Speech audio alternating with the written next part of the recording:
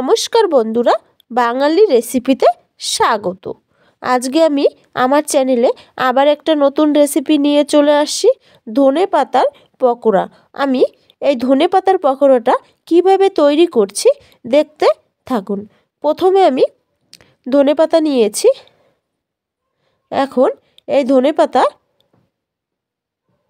যে বোটটা আছে সেটা আমি চাকুর সাহায্যে কেটে নেব। বন্ধুরা, আমি পাতাগুলো এরকম গোটাই পকোড়া করব। আমি এখানে পাতাগুলো ছোট করে কাটবো না। এখন আমি একটা বাটি নিয়েছি, সেখানে আমি দিয়ে দেব 2 চামচ বেসন, দিয়ে দেব 2 চামচ চালের গুঁড়ো,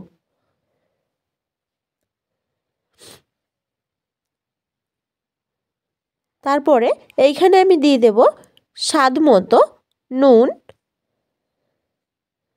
পরিমাণ মতো দিয়ে দেব হলুদ গুঁড়ো,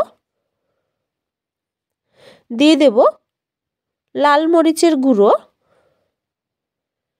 দিয়ে দেব কালো জিরে, আর দিয়ে দেব সামান্য পরিমাণে গোলমরিচের গুঁড়ো, আর সামান্য ধনে গুঁড়ো দিয়ে অল্প অল্প করে জল দিয়ে আমি ব্যাটারটা তৈরি করে নেব। একটা চামচের সাহায্যে আমি পুরো ধীরে ধীরে ব্যাটারটা তৈরি করে নেব। আর আমি ব্যাটারটা 5 থেকে 6 মিনিট আমি চামচের সাহায্যে এইভাবে ফাটিয়ে নিয়ে নেব। যখন আমার ফাটানো হয়ে আসবে তখন দিয়ে দেবো ছোটো চামচের 1 চামচ বেকিং সোডা। বেকিং সোডাটা দিয়ে দেওয়ার পরে আবারও আমি চামচ দিয়ে 2 মিনিট ফাটিয়ে নেব। আমার ফাটানো হয়ে গেছে। এখন আমি দেখো ধনেপাতা আমি গোটাই নিয়েছি, এটা আমি বেসনের সঙ্গে মিশিয়ে নিয়ে নেব। আমি এইভাবেই পকোড়া করব। ওভেনে আমি কড়াই দিয়ে সেখানে আমি হাই আঁচে তেল গরম করে নেব। আমার গরম হয়ে গেছে। এখন আমি ধনেপাতার শেপগুলো দিয়ে দেব। দিয়ে বন্ধুরা এটা মিডিয়াম আঁচেই আমি ভেজে নেব।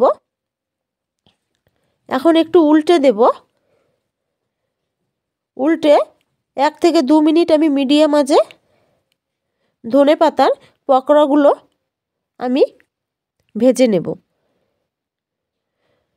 বন্ধুরা, আমি এইভাবেই বাকি পকোড়াগুলো ভেজে নেব।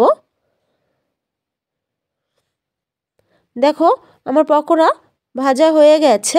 এখন আমি এক এক করে একটা প্লেটে নিয়ে নেব। বন্ধুরা, রেসিপিটা যদি ভালো লেগে থাকে তাহলে লাইক, কমেন্ট আর শেয়ার করে দিন, আর চ্যানেলটি সাবস্ক্রাইব করে দিন। আর বন্ধুরা, যদি ফেসবুক পেজ থেকে যদি দেখে থাকো তাহলে চ্যানেলটি ফলো করে দিন। আবার দেখা হবে অন্য কোনো রেসিপির সঙ্গে। ধন্যবাদ।